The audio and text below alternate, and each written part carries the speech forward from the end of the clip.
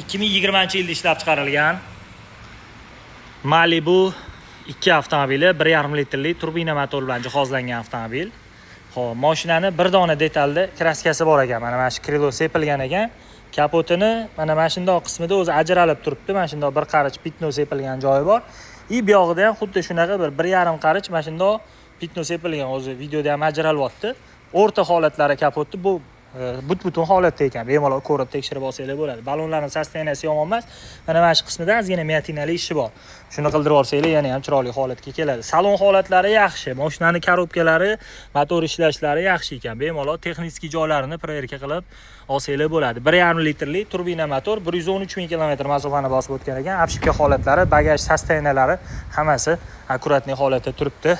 Oqidan xolaganlar bo'lsa, Azoroga Malibu 2 2020 olib maza qilib haydashingiz uchun 15.550 bosinglar.